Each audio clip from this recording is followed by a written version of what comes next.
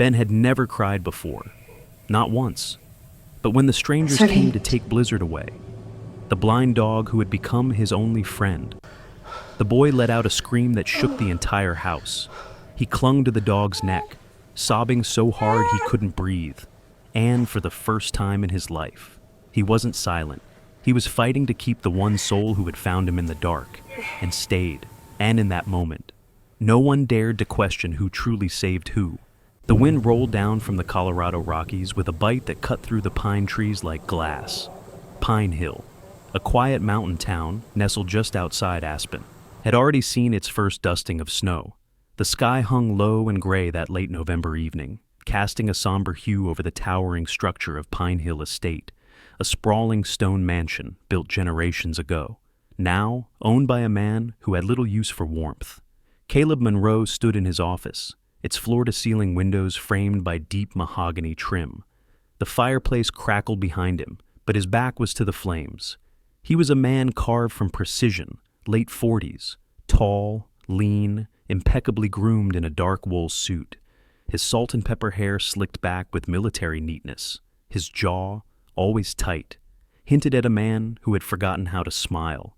Caleb had made his fortune in data intelligence, sold his company by 35, and lost his wife to ovarian cancer 4 years later. Since then, he'd lived like a ghost in his own home, withdrawn, efficient, and buried in routine. A sudden, sharp sound sliced through the quiet. Not mechanical, not distant, but human. A cry, it came again, not loud, but piercing, cyclical, raw. Caleb's head turned sharply toward the ceiling, his eyes narrowing. The sound wasn't from the servants' quarters, nor the study hall. It came from the 5th floor, the attic wing. No one used that space anymore. He bolted from his office, footsteps echoing off the marble floors. The house staff had been instructed strictly. No one was to enter the attic without his permission. He had sealed that space with silence after Emma died. Whatever was up there had no business disturbing the fragile shell he had built.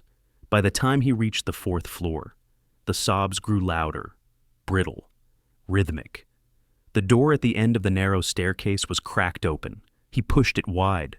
The attic had once been a nursery, then a makeshift playroom.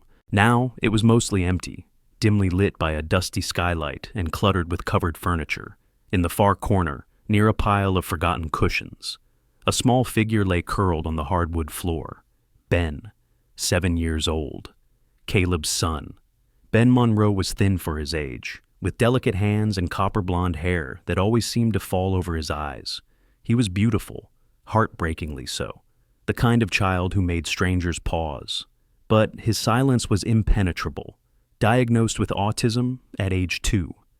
Ben had barely spoken since Emma's passing. He hated loud noises, despised touch, and often stared through people as though they weren't there. Now, he lay trembling, clutching his knees to his chest. But what startled Caleb wasn't just his son. It was what lay beside him.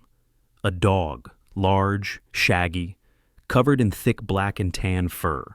A German shepherd, by breed, but with an unusual presence.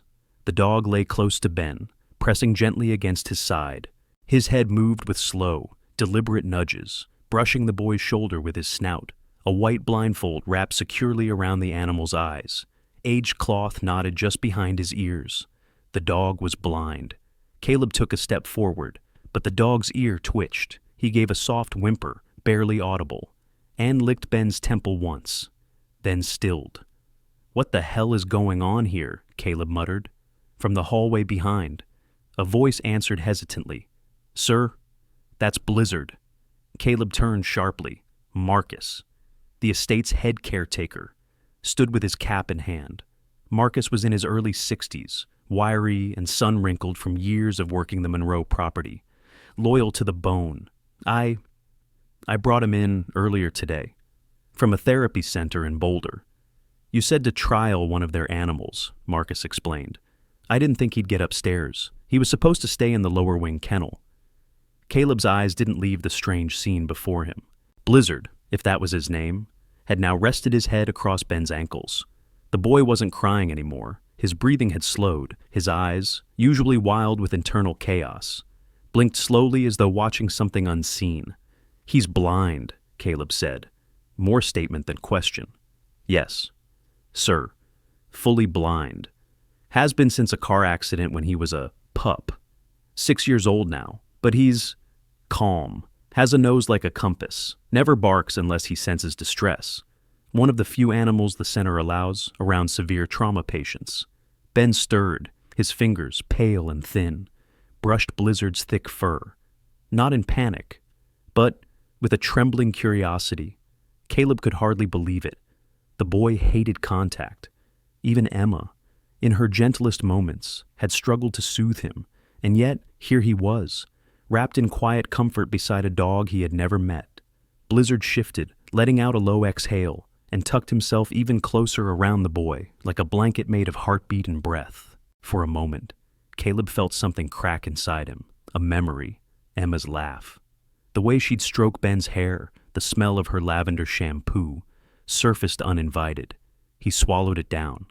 "Don't let him wander again," Caleb said hoarsely, and turned to leave. But just before reaching the door, he paused. Let him stay, at least for tonight. The snow in Pinehill thickened with each passing day, blanketing the landscape in stillness and muting even the sharpest of sounds. The wind that once howled down the mountainsides now moved softly through the pine trees, as though nature itself had slowed to listen. Inside Pinehill Estate, the transformation was quieter, but just as real. Blizzard had stayed, the blind German shepherd, once a trial from a therapy center in Boulder, had now found a rhythm inside the stone walls of the Monroe home. He no longer roamed with uncertainty. Instead, he moved with a quiet sense of purpose.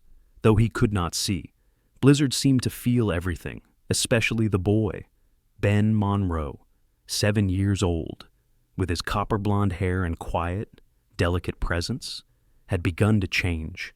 His outbursts were fewer, his retreating silences less absolute. Whenever he began to tremble or lose himself to panic, Blizzard was already there, settling beside him, lowering his body gently until the boy could find his breath again. It was as if the dog had memorized the boy's heartbeat. Caleb Monroe noticed it all. He watched, often from afar, as Ben sat beside Blizzard in the mornings, his fingers trailing through thick fur, his shoulders less tense. Caleb didn't speak of it, but he started staying home more, canceling meetings, working from his study with the doors open, listening for that subtle rhythm of footsteps and paws in the hall. Eventually, he made a call. The woman who arrived at the estate 3 days later carried herself with professional calm. June Taylor was in her early 30s, medium height, with a gentle but steady posture. Her light brown hair was tied in a low twist, and her expression was focused but kind. She was a speech-language therapist who specialized in nonverbal children, especially those who had experienced trauma. As she stepped out of her car, she was not alone. Beside her stood a young girl, no more than 11 years old, wrapped in a dusty rose winter coat with a knit cap pulled down to her eyebrows. Her name was Ella, June's younger sister. She had deep brown eyes, wide and alert, and a quiet grace in her movement. Ella had been born deaf and communicated through sign language and drawings. Caleb, watching from the entrance, raised an eyebrow. "She's part of your team?" he asked. "She's part of my family," June replied. "I take her wherever I go. She's not just here to watch. She has a way of noticing things that adults often miss." Caleb considered it for a long moment, then stepped aside and let them both in. That afternoon, June sat with Ben for the first time. She didn't approach him directly. Instead, she found a spot on the other side of the room. Watching how he interacted with Blizzard, she took slow, quiet notes. Occasionally, she'd mirror Ben's movements from a distance, offering the same block shape he was handling, but never reaching toward him. He didn't speak. He didn't look at her, but he didn't panic either. Ella kept to herself. She sat on a low bench near the window, a sketch pad in her lap, drawing with short, sure strokes. At one point, she looked up, tilted her head, and began sketching Blizzard curled beside Ben. When she finished, she smiled to herself and turned the page. The visits continued over several days. Ben didn't talk, but he didn't hide. He began sitting a little closer to Ella each time. She, in turn, would quietly set her sketches where he could see them. One morning, She drew a picture of Blizzard standing between two children, one with curls, one with a downward gaze, each holding a hand out toward the blindfold around the dog's head. Ben stared at the drawing for a long time. Then he reached forward and touched the paper. That afternoon, Caleb found himself standing just outside the playroom, listening. There was no crying, no shouts, just the soft sound of a pencil sketching, the rustle of pages, the occasional huff of Blizzard's breathing, and a small, wordless hum from his son. He didn't interrupt. He only watched. It was late afternoon in Pinehill, the kind where the sun dipped low behind the mountains and cast long golden shadows across the floorboards of the East Wing nursery. The light caught dust in the air like suspended snowflakes. And the house, for once, was completely still. Blizzard lay on the rug, his breathing calm and even. The blind German shepherd had positioned himself with care, resting between the two children, though his eyes were wrapped in a soft white blindfold, his ears flicked with quiet attention. He had learned the patterns of this home, the soft creak of Ben's footsteps, the steady rustle of Ella's sketchbook pages, and more than anything, the silence between them. He could sense when Ella entered, and when she did. He would nudge Ben, not forcefully, just a gentle push with his nose to Ben's elbow, or a quiet pressure against his shoulder. It was consistent. Every time Ella came near, Blizzard would guide Ben toward her without a word, as though he knew something the rest of the world didn't. That day, Ella sat cross-legged on the rug, her back straight, her hands soft and small. One of them rested on Blizzard's back as she sketched loosely with the other. Her expression was focused, but peaceful. Her dark curls framed her face under her lilac-colored headband, and her eyes flicked gently between Blizzard and her paper. Ben was nearby, his fingers slowly aligning a row of wooden blocks. Blizzard gave a faint shift, just enough to brush Ben's arm. The boy paused. His hand hovered, mid-air, unsure. Blizzard exhaled. Ben turned his head. His eyes met the space between Ella's hand and the dog's back. He stared, still, not frightened, but watching. Then, without prompting, without a sound, Ben reached forward. His hand trembled slightly, and then, softly, deliberately, he touched the top of Ella's hand. Just for a second, she stilled. Her pencil stopped mid-stroke. Her eyes widened slightly, not in fear, but in quiet awe. Ben didn't pull away. He looked at her, really looked, and in that one shared gaze, there were no words, no signs, no sounds, but everything was said. Caleb stood just beyond the open doorway. He hadn't planned to stay long, only meant to glance in on the session before heading back to the study. But the scene caught him in place. His son had reached out. Caleb's throat tightened. He leaned quietly against the doorframe, one hand pressed to the wood. It had been so long since he'd seen Ben engage, on his own, by choice, not out of fear, not out of routine, but because something in him wanted to. Blizzard shifted slightly, resting his chin between the children, tail twitching once as if to seal the moment. Caleb remained silent. Later that evening, after June had packed up her notes and Ella had tucked away her drawings, Caleb stepped into the now empty room. On the low bench beneath the window lay one of Ella's forgotten sketch pages. He picked it up. It was abstract, soft, swirling lines and figures that weren't quite literal, but unmistakable in feeling. In the center stood Blizzard, drawn not in perfect detail, but in energy. His blindfold was clear, a bright streak of white. On either side were two small figures, one with curls, one with a turned face, reaching toward him from opposite directions. June entered quietly behind him. "She draws what she senses," she said softly. "She doesn't always understand it, but she feels it." Caleb nodded once, eyes never leaving the page. "She's not wrong," he whispered. The wind picked up again over Pinehill as a pale curtain of snow drifted across the slopes, soft but relentless. Inside the Monroe estate, the scent of cedar wood lingered from the morning fire.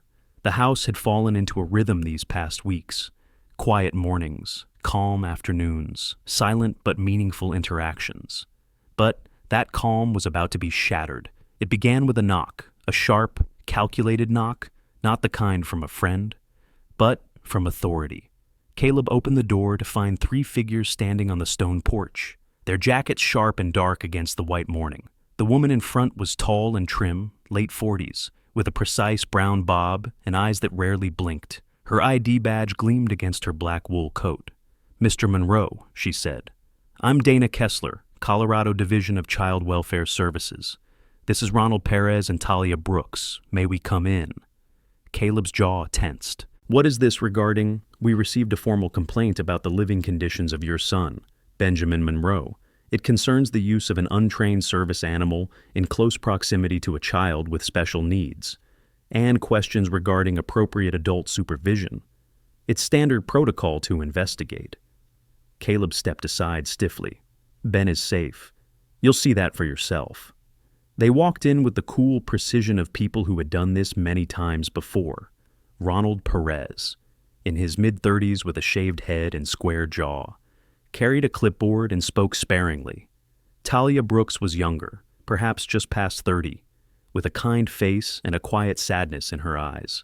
She observed more than she spoke, glancing around the living room and the family spaces. Dana took the lead. "We'll need to speak to your son and assess the home, the staff, and the environment." Ben was in the sunroom with Blizzard when they found him. The boy sat on the floor, knees drawn to his chest, a book in his lap. Blizzard lay beside him, as always, still and calm, head tilted toward the sound of Ben's breathing. The sun streamed in, warming the dog's dark fur. The scene was almost sacred in its quiet intimacy. Dana's brow lifted slightly. "That's the animal. He's not a pet," Caleb said. "His name is Blizzard. He's blind. And he's a registered therapy dog from a licensed emotional support center in Boulder. And yet," Dana said, "he appears to be the child's primary caregiver. He's his companion, not a substitute for parenting." Ben looked up. His eyes darted between the strangers and Caleb, confusion rising in his face. Dana stepped closer. "Clipboard ready. Mr. Monroe, I'm afraid we'll need to remove the animal from the premises until the investigation is complete." What Caleb said sharply. "You can't just—" Ronald intervened. "We understand this is distressing, but if the animal isn't certified for full-time in-home therapeutic use, we're obligated to remove it temporarily." Blizzard didn't move, but Ben did. For the first time anyone had ever witnessed. Ben let out a scream. It wasn't loud, but it was raw, a sound torn from the center of his chest.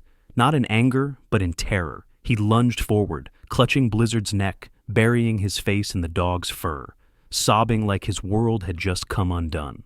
Dana froze. Talia stepped forward, eyes wide, clearly shaken. "Ben, sweetheart." June's voice came from the hallway, calm but trembling. She entered the room quickly, crouched beside him, and reached for his hand. "It's okay. I'm here." Caleb stood, his fists clenched at his sides. He has never done that. Never cried like that. Never screamed. He has only just begun to connect to the world again. Because of that dog. "We still have a process to follow," Dana said, but her voice had softened just a shade. "You follow it," Caleb snapped, "but you're not taking him. You'll have to drag both of them from this house."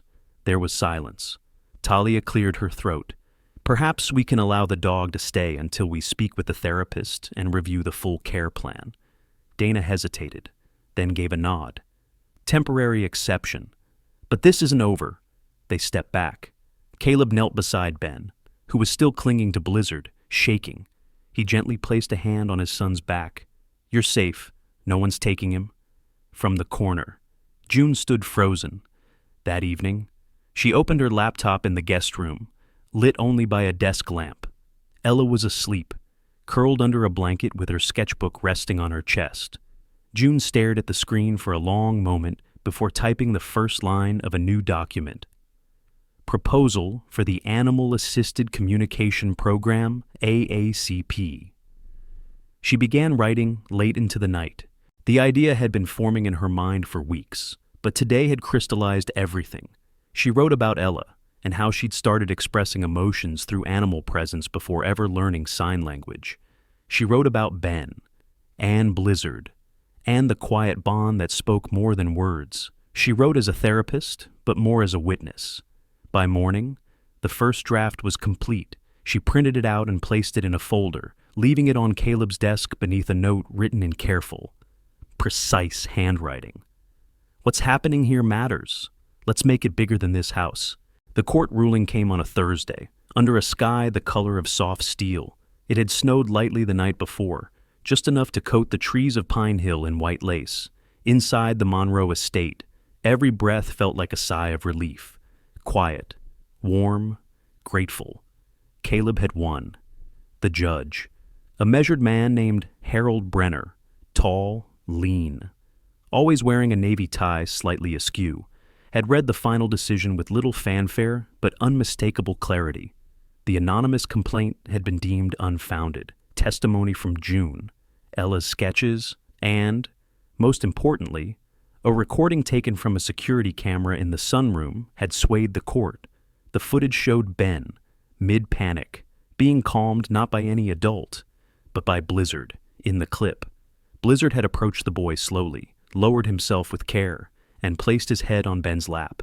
No training command, no instruction, just instinct. And Ben had steadied, his breathing had slowed, his hands had stopped trembling. He had even looked at the dog and whispered something, inaudible, but real. It was enough. The ruling did more than protect custody. It allowed Blizzard to be officially registered as Ben's full-time emotional therapy dog. The designation came with legal protection, certification, and state recognition. But none of that mattered as much as the moment that followed.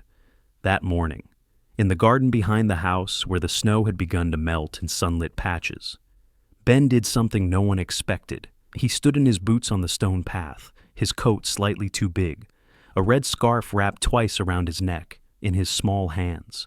He held a soft green ribbon. He looked at Blizzard, who sat patiently on the grass, tail swishing once. Ben stepped forward, then slowly, so carefully. It felt like the world held its breath. He tied the ribbon around Blizzard's neck, just below the white blindfold, not a tight knot, just a gentle, deliberate loop. Everyone watched from the porch. June, Ella, Caleb. Ben didn't look up. He placed his palm softly on Blizzard's fur, then said a single word, quiet but clear. Friend. Caleb felt something behind his ribs break wide open. He didn't speak. He didn't need to. Later that day, June and Caleb sat in the garden beneath the pine tree, where the wind rustled the last frozen leaves. The garden bench was cold, but they sat close enough that the chill didn't matter. Ella sat a few feet away, kneeling with her sketch pad balanced on her knees. Her mittened hands moved swiftly as she drew, her brow furrowed in quiet concentration. I keep thinking, Caleb said, voice low, about how close we came to losing all of this. June glanced at him. You didn't. Because you fought. I didn't know how to fight for him, he admitted. Not for a long time. You learned, she said gently. He looked out across the lawn, where Blizzard lay with his head on his paws. Ben curled next to him in the grass, like they were born from the same silence. June hesitated, then pulled something from her coat pocket. It was a folded piece of paper. At first glance, it looked like an ordinary letter, but on the back, pressed in wax, was a small paw print embossed in lavender ink. I printed it this morning, she said. It's the final draft of the proposal, Animal-Assisted Communication Therapy. I titled the program Whisper and Paw. Caleb blinked. That's Ella named it, she said with a small smile. He chuckled softly. Of course she did. Across the garden. Ella rose. She carried the sketchbook carefully in both arms and walked toward them, cheeks flushed with winter air, without a word. She opened it and showed them the last page. The drawing was simple but powerful. A boy, a girl, a dog with a white blindfold, and a green ribbon. All three stood beneath a pine tree. Above them, etched in swirling pencil strokes, were the words, Whisper and Paw. June's eyes stung. Caleb reached out and gently placed a hand on Ella's shoulder. She leaned into it, not deeply, but just enough to say, I feel it too. That night, as the fire crackled in the hearth, Ben handed Blizzard something new. It was a letter, not typed, not drawn. A piece of paper folded into a triangle, sealed with tape, and covered in something that looked like crayon scribbles. But on the front, in blocky pencil letters, was a single word, Smell. Blizzard sniffed it. Ben smiled. He had written a letter for a dog, a letter that didn't need to be read, only felt, only known. Caleb took a photo of it later. That picture would hang in the entry hall of the first Whisper and Paw Center 3 years later. And that smell, Ben had told them, was lavender, crushed from the garden, rubbed into the paper, a scent that meant home. Sometimes, the miracles we pray for don't arrive with thunder or lightning. They arrive quietly, wrapped in fur, blindfolded, and carrying the kind of love that doesn't need words. Blizzard wasn't just a dog, he was a messenger. Proof that healing doesn't always come the way we expect, but it always finds a way when hearts are open. And perhaps, just perhaps, God used him to remind us that even in silence, there is language. Even in brokenness, there is beauty. And even in the most unlikely moments, faith still moves mountains. If you believe in second chances, if you've ever seen love in the eyes of an animal, if you know that God sometimes speaks through the softest touch, then leave a comment below and write amen. Share this story with someone who needs hope today. Subscribe for more stories that prove miracles are real, and may God bless you and your loved ones, especially in the quiet moments where healing begins.